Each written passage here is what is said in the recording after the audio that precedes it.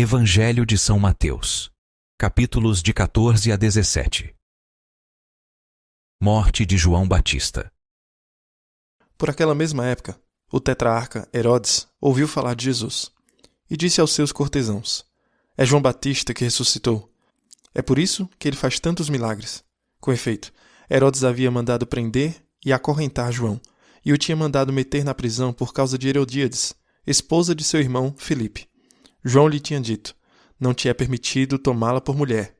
De boa mente o mandaria matar. Temia, porém, o povo, que considerava João um profeta. Mas, na festa de aniversário de nascimento de Herodes, a filha de Herodíades dançou no meio dos convidados e agradou a Herodes. Por isso, ele prometeu, com juramento, dar-lhe tudo o que lhe pedisse. Por instigação de sua mãe, ela respondeu: dá-me aqui, neste prato, a cabeça de João Batista. O rei entristeceu-se, mas, como havia jurado diante dos convidados, ordenou que lhe a dessem e mandou decapitar João na sua prisão. A cabeça foi trazida num prato e dada à moça, que a entregou à sua mãe. Vieram então os discípulos de João transladar seu corpo e o enterraram. Depois foram dar a notícia a Jesus. Primeira multiplicação dos pães. A essa notícia, Jesus partiu dali numa barca para se retirar a um lugar deserto. Mas o povo soube e a multidão das cidades o seguiu a pé. Quando desembarcou, vendo Jesus essa numerosa multidão, moveu-se de compaixão para ela e curou seus doentes. Caía a tarde. Agrupados em volta dele, os discípulos disseram-lhe: este lugar é deserto e a hora é avançada. Despede esta gente para que vá comprar víveres na aldeia. Jesus, porém, respondeu: não é necessário. Dá-lhe vós mesmos de comer. Mas, disseram eles, nós não temos aqui mais que 5 pães e 2 peixes.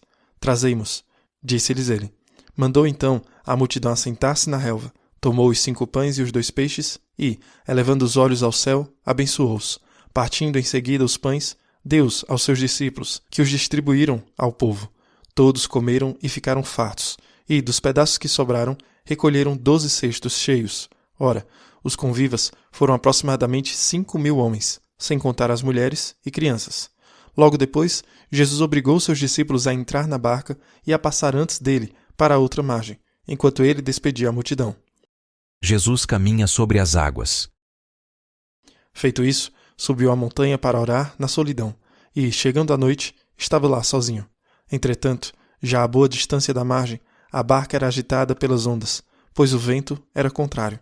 Pela 4ª vigília da noite, Jesus veio a eles, caminhando sobre o mar. Quando os discípulos o perceberam caminhando sobre as águas, ficaram com medo. É um fantasma, disseram eles, soltando gritos de terror. Mas Jesus logo lhes disse: tranquilizai-vos, sou eu, não tenhais medo. Pedro tomou a palavra e falou: Senhor, se és tu, manda-me ir sobre as águas até junto de ti. Ele disse-lhe: vem. Pedro saiu da barca e caminhava sobre as águas ao encontro de Jesus. Mas, redobrando a violência do vento, teve medo e, começando a afundar, gritou: Senhor, salva-me! No mesmo instante, Jesus estendeu-lhe a mão, segurou e lhe disse: homem de pouca fé, por que duvidaste?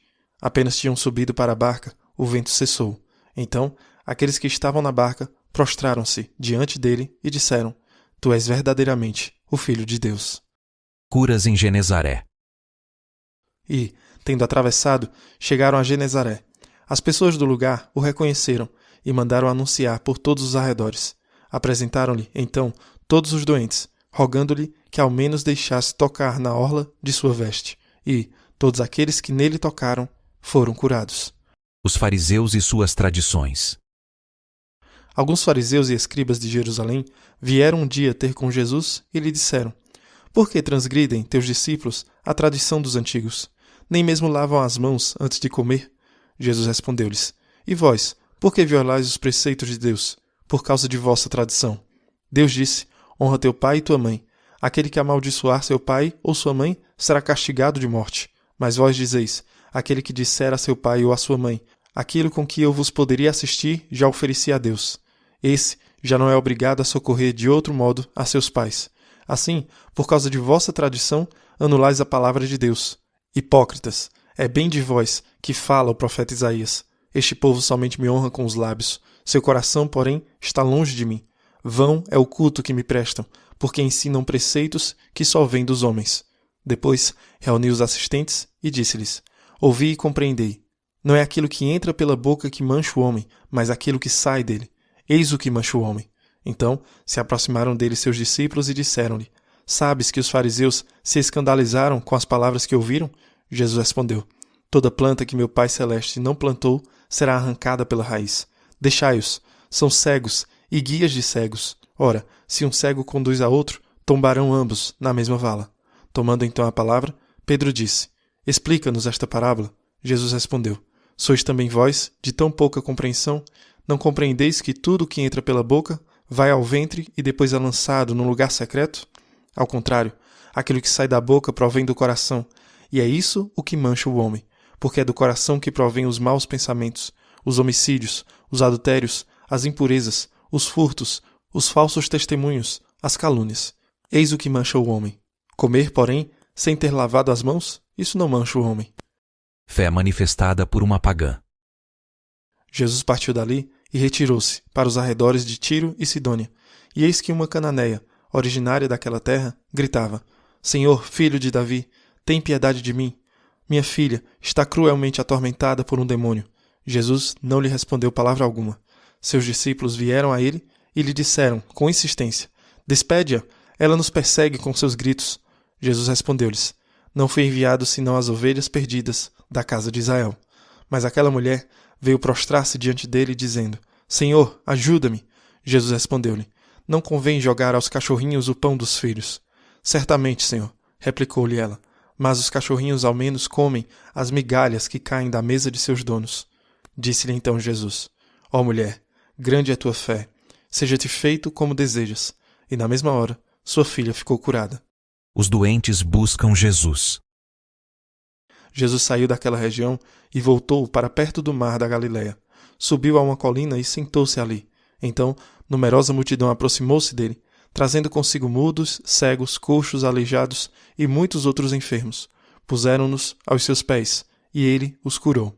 De sorte que o povo estava admirado ante o espetáculo dos mudos que falavam, daqueles aleijados curados, de coxos que andavam, dos cegos que viam, e glorificavam ao Deus de Israel. Segunda multiplicação dos pães. Jesus, porém, reuniu os seus discípulos e disse-lhes: Tenho piedade desta multidão. Eis que há 3 dias está perto de mim e não tem nada para comer. Não quero despedi-la em jejum, para que não desfaleça no caminho. Disseram-lhe os discípulos: De que maneira procuraremos neste lugar deserto pão bastante para saciar tal multidão? Pergunta-lhes Jesus: Quantos pães tendes? 7, e alguns peixinhos. Responderam eles. Mandou então a multidão assentar-se no chão, tomou os 7 pães e os peixes e abençoou-os. Depois os partiu e os deu aos discípulos, que os distribuíram à multidão. Todos comeram e ficaram saciados, e dos pedaços que restaram encheram 7 cestos. Ora, os que se alimentaram foram 4.000 homens, sem contar as mulheres e as crianças. Jesus então despediu o povo, subiu para a barca e retornou à região de Magadã. Sinal do céu. Fermento dos fariseus. Os fariseus e os saduceus achegaram-se a Jesus para submetê-lo à prova e pediram-lhe que lhes mostrasse um milagre do céu. Ele lhes respondeu: Quando vem a tarde, dizeis: haverá bom tempo, porque o céu está avermelhado. E de manhã, hoje haverá tormenta, porque o céu está de um vermelho sombrio. Hipócritas, sabeis distinguir o aspecto do céu e não podeis discernir os sinais dos tempos? Essa raça perversa e adúltera pede um milagre, mas não lhe será dado outro sinal, senão o de Jonas. Depois, deixando-os, partiu. Ora, passando para a outra margem do lago, os discípulos haviam esquecido de levar pão. Jesus disse-lhes: Guardai-vos com cuidado do fermento dos fariseus e dos saduceus. Eles pensavam: é que não trouxemos pão. Jesus, penetrando nos seus pensamentos, disse-lhes: Homens de pouca fé, por que julgais que vos falei por não terdes pão? Ainda não compreendeis? Nem vos lembrais dos 5 pães e dos 5.000 homens? E de quantos cestos recolhestes?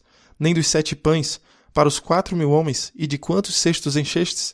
Por que não compreendeis que não é do pão que eu vos falava, quando vos disse: Guardai-vos do fermento dos fariseus e dos saduceus? Então entenderam que não dissera que se guardassem do fermento do pão, mas da doutrina dos fariseus e dos saduceus. Chegando ao território de Cesareia de Filipe, Jesus perguntou a seus discípulos: No dizer do povo, quem é o Filho do Homem? Responderam, uns dizem que é João Batista, outros Elias, outros Jeremias ou um dos profetas. Disse-lhes Jesus, e vós, quem dizeis que eu sou? Pedro exprime sua fé em Jesus. Simão Pedro respondeu, tu és o Cristo, o Filho de Deus vivo. Jesus então lhe disse, feliz és, Simão, filho de Jonas, porque não foi a carne nem o sangue que te revelou isto, mas meu Pai que está nos céus. E eu te declaro, tu és Pedro, e sobre esta pedra edificarei a minha igreja. As portas do inferno não prevalecerão contra ela. Eu te darei as chaves do reino dos céus.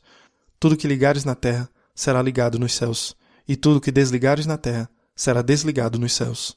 Depois, ordenou aos seus discípulos que não dissessem a ninguém que ele era o Cristo. Primeiro anúncio da paixão. Desde então, Jesus começou a manifestar a seus discípulos que precisava ir a Jerusalém e sofrer muito da parte dos anciãos, dos príncipes dos sacerdotes e dos escribas. Seria morto e ressuscitaria ao terceiro dia. Pedro, então, começou a interpelá-lo e protestar nestes termos. Que Deus não permita isso, Senhor. Isso não te acontecerá. Mas Jesus, voltando-se para ele, disse-lhe, afasta-te, Satanás. Tu és para mim um escândalo. Teus pensamentos não são de Deus, mas dos homens. Em seguida, Jesus disse a seus discípulos, se alguém quiser vir comigo, renuncie-se a si mesmo. Tome sua cruz e siga-me. Porque aquele que quiser salvar a sua vida, irá perdê-la. Mas aquele que tiver sacrificado a sua vida por minha causa, irá recobrá-la. Que servirá a um homem ganhar o mundo inteiro se vem a prejudicar a sua vida? Ou que dará um homem em troca de sua vida? Porque o Filho do Homem há de vir na glória de seu Pai com seus anjos, e então recompensará a cada um segundo suas obras. Em verdade vos declaro, muitos destes que aqui estão não verão a morte, sem que tenham visto o Filho do Homem voltar na majestade de seu reino. Transfiguração. 6 dias depois, Jesus tomou consigo Pedro, Tiago e João, seu irmão, e conduziu-os à parte, a uma alta montanha.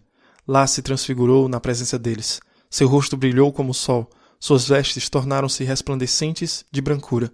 E eis que apareceram Moisés e Elias, conversando com ele. Pedro tomou então a palavra e disse-lhe, Senhor, é bom estarmos aqui. Se queres, farei aqui 3 tendas, uma para ti, uma para Moisés e outra para Elias. Falava ele ainda, quando veio uma nuvem luminosa e os envolveu. E daquela nuvem fez-se ouvir uma voz que dizia, Eis o meu filho muito amado, em quem pus toda a minha afeição. Ouvi-o. Ouvindo esta voz, os discípulos caíram com a face por terra e tiveram medo. Mas Jesus aproximou-se deles e tocou-os, dizendo, Levantai-vos, e não temais.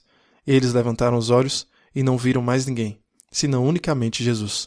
E, quando desciam, Jesus lhes fez esta proibição, não conteis a ninguém o que vistes, até que o Filho do Homem ressuscite dos mortos. Em seguida, os discípulos o interrogaram, por que dizem os escribas que Elias deve voltar primeiro? Jesus respondeu-lhes, Elias, de fato, deve voltar e restabelecer todas as coisas.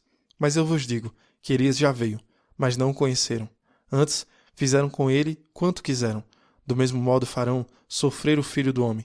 Os discípulos compreenderam, então, que ele lhes falava de João Batista. O menino epilético. E, quando eles se reuniram ao povo, um homem aproximou-se deles e prostrou-se diante de Jesus, dizendo, Senhor, tem piedade de meu filho, porque é lunático e sofre muito. Ora cai no fogo, ora na água. Já o apresentei a teus discípulos, mas eles não puderam curar. Respondeu Jesus, raça incrédula e perversa, até quando estarei convosco? Até quando hei de aturar-vos? Trazei-mo. Jesus ameaçou o demônio e este saiu do menino, que ficou curado na mesma hora. Então, os discípulos lhe perguntaram, em particular, por que não podemos nós expulsar esse demônio? Jesus respondeu-lhes, por causa de vossa falta de fé. Em verdade vos digo, se tiverdes fé, como um grão de mostarda, direis a esta montanha, transporta-te daqui para lá, e ela irá, e nada vos será impossível. Quanto a esta espécie de demônio, só se pode expulsar à força de oração e jejum. Segundo anúncio da paixão. Enquanto caminhava pela Galileia, Jesus lhes disse, o Filho do Homem deve ser entregue nas mãos dos homens. Eles irão matá-lo, mas ao terceiro dia ressuscitará. E eles ficaram profundamente aflitos. Jesus paga o imposto. Logo que chegaram a Cafarnaum, aqueles que cobravam o imposto da didracma aproximaram-se de Pedro e lhe perguntaram, teu mestre não paga a didracma? Paga sim, respondeu Pedro. Mas quando chegaram a casa, Jesus preveniu, dizendo, Que te parece, Simão? Os reis da terra, de quem recebem os tributos ou os impostos? De seus filhos ou dos estrangeiros? Pedro respondeu: dos estrangeiros. Jesus replicou: os filhos, então, estão isentos. Mas não convém escandalizá-los. Vai ao mar, lança o anzol, e ao primeiro peixe que pegares, abrirás a boca e encontrarás um estater. Toma-o e dá-o por mim e por ti. Explicação dos capítulos de 14 a 17. Muito bem, chegamos basicamente à metade do Evangelho de São Mateus e temos a morte de João Batista, o que é algo incrível, porque ontem tivemos a parábola do semeador, onde ouvimos que há algumas pessoas que ouvem a palavra e gostam dela, e ela brota muito rápido. Há outros que ouvem a palavra e gostam, mas têm ansiedades mundanas e outras coisas que sufocam a palavra. Herodes é uma espécie de encarnação dessas coisas. Então Herodes odiou o fato de que João Batista o convenceu do seu pecado. E ainda, ele gostava de ouvir João Batista. Ele queria matá-lo, mas ao mesmo tempo, ele foi compelido por ele. Ele estava preso neste lugar de pecado. Isso pode acontecer com muitos de nós. Odiamos o fato de que aqui estamos, pecando, e nós simplesmente não podemos dar esse passo para nos libertar. Nós simplesmente não podemos dar esse passo para permitir que o Senhor nos liberte. Aqui está Herodes e termina na tragédia da morte de São João Batista. Pior ainda, termina com a tragédia da própria vida de Herodes, terminando. Seguindo em frente, temos duas alimentações diferentes das multidões. A alimentação dos 5.000 com 12 cestos sobrando e a alimentação dos 4.000 com 7 cestos sobrando. Uma coisa que precisamos dizer é que Jesus está fazendo milagres em todo lugar. Ele está curando as pessoas, expulsando demônios. Ele também está alimentando as pessoas. Lembre-se de como Jesus é o profeta Eliseu. Ambas essas pessoas alimentaram multidões com uma quantidade limitada de alimento. Nessas histórias de Elias e Eliseu, não são histórias de compartilhar. Se você já ouviu que o milagre da alimentação dos 5.000, ou a alimentação desses 4.000, ou daquela quando o menino, no outro evangelho, estava disposto a dar os 5 pães e 2 peixes, e então as pessoas restantes se sentiram compelidas a compartilhar sua própria comida, se você já ouviu alguma vez essa interpretação, ela está errada, está completamente errada. É uma boa ideia, mas esse não é o ponto de que Jesus está inspirando as pessoas a compartilharem. Não. O ponto é que Jesus é o cumprimento dos profetas da antiguidade. Não só isso, Jesus é o verdadeiro Filho de Deus, que tem poder sobre a matéria, sobre a vida, sobre tudo. E ele pode multiplicar comida. Isso é muito importante. É uma boa ideia que Jesus ensine as pessoas a compartilharem. Ele nos ensina a compartilhar verdadeiramente em vários aspectos. Assim como nossa mãe, nosso pai, mas nossa mãe e nosso pai não são Deus. Jesus é Deus. Não há nada mais enfurecedor para o Padre Mike do que quando as pessoas querem roubar Jesus de sua divindade, dizendo que esta peça, este trecho, foi um milagre de compartilhamento. Mais adiante também temos nosso Senhor Jesus Cristo caminhando sobre o mar. Jesus andando sobre as águas também é um milagre. Adoramos como Mateus relata isso no Evangelho. O vento está contra eles. As ondas estavam contra eles. Quando viram Jesus, acharam que era um fantasma e gritaram de medo. Mas imediatamente Jesus fala com eles em um lugar de medo. Imediatamente Jesus fala com eles em um lugar onde poderiam morrer. Pessoas morrem o tempo todo no mar da Galileia, nesses tipos de tempestade. Jesus lhes diz: tenham coragem, sou eu, não tenha medo. Para aqueles lugares em nossas vidas onde temos medo por um grande motivo. Às vezes não estamos apenas com medo, mas às vezes somos tentados a ser frustrados com Deus. A razão pela qual eles estavam na tempestade no meio da noite foi porque Jesus lhes disse para entrar no barco e sair para o lago. Então você pode imaginar as pessoas sendo um pouco ressentidas. A única razão pela qual estou passando por isso, em uma tempestade agora, é porque Jesus me disse para sair na tempestade. Então agora eu não estou apenas com medo. Talvez eu também esteja com raiva de Deus. Jesus disse: tenha coragem, sou eu, não tenha medo. Simão Pedro responde: Senhor, se és tu, manda-me andar sobre as águas contigo, como tu fazes. Muitas vezes, quando seguimos Jesus como cristãos, pensamos que isso significa que acreditamos em Jesus, que pensamos como Jesus. Mas significa também que somos chamados a fazer o que Jesus faz.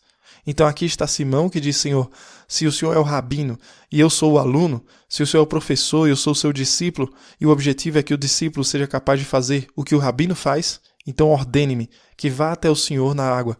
E Jesus diz: vem. Simão faz o impossível por um momento. Sim, ele afunda, Jesus o repreende: ó voz de pouca fé, por que você duvidou? Mas houve um momento em que Simão Pedro andou na água. quando ele estava fazendo algo impossível. É para isso que somos chamados. Quando seguimos Jesus, somos chamados a não fazer simplesmente o que já podemos fazer por nossa própria força.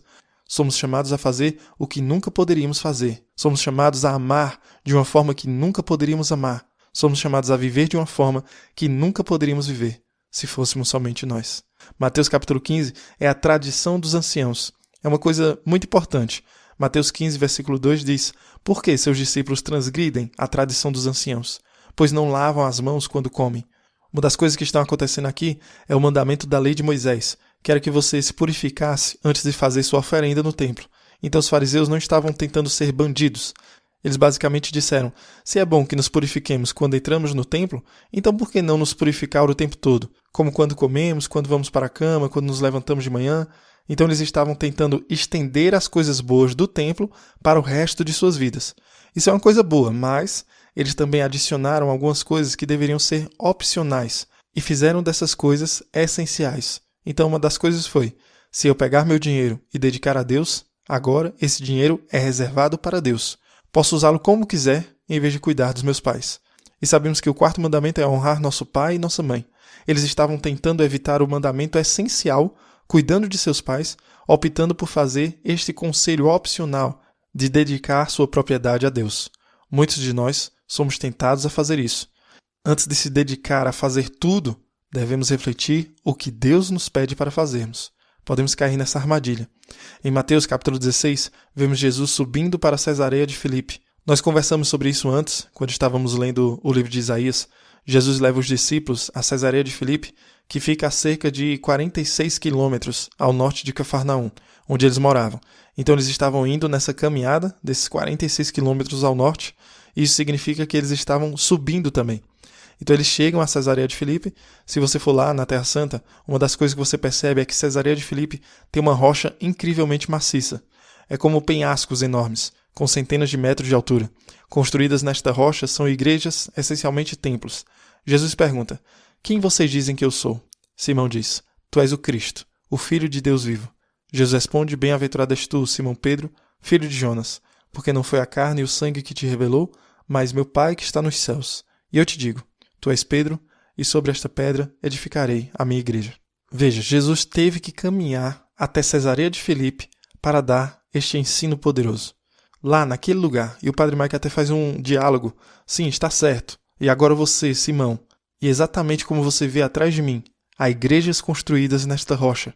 Construirei a minha igreja e as portas do inferno não prevalecerão contra ela. Já falamos sobre este ser o caso do papel do Papa. Falamos sobre isso quando lemos Isaías, lá no dia 201. O Al-Habait: eu lhe darei as chaves. O que você abrir, ninguém deve fechar. O que você fechar, ninguém deve abrir. Os portões do inferno, ou os portões do Hades, em nossa tradução, não prevalecerão contra ele. Isso significa que o inferno não destruirá a igreja. Mesmo que a igreja fique muito ruim, o inferno não pode destruir a igreja. Mas não é isso que Jesus está dizendo. Jesus está dizendo: as portas do inferno não prevalecerão contra ela. O que não significa que os portões do Hades estejam atacando a igreja, mas os portões do inferno não serão capazes de prevenir a igreja de ultrapassar o inferno. Não impedirá o poder de Deus, seu reino na terra, de destruir o reino do mal com seu poder. Não é uma posição defensiva, é uma posição ofensiva. Você e eu somos trazidos para esta igreja, feitos membros do corpo de Cristo, feitos filhos e filhas de nosso Pai. E então, existe essa promessa defensiva de que Deus está conosco. Deus é por nós, Deus nos ama, Deus cuida de nós. Mas existe essa postura ofensiva que temos, onde a luz de Deus precisa brilhar, a graça de Deus precisa ser revelada, a esperança de Deus precisa ser proclamada e o amor de Deus precisa ser trazido a este povo. Porque há muitos lugares sem amor em nosso mundo. Existem muitos lugares sem esperança, há muitos lugares também sem luz. Então, se nós, os membros da igreja, devemos estar na ofensiva, onde os portões do inferno não podem prevalecer contra ela. Quais são as trevas em que nós estamos levando à luz? Onde é que está faltando esperança e nós estamos levando? Isso pode estar na vida da pessoa sentada ao nosso lado. Isso não precisa ser alguém em outra cidade, em outro estado, em outro país. Pode estar ao nosso lado, nesse estado de luz, esperança e amor. Nós somos chamados a levar isso a todas as pessoas deste mundo, porque não há como a treva prevalecer onde há luz. Que Deus abençoe você e reze por mim.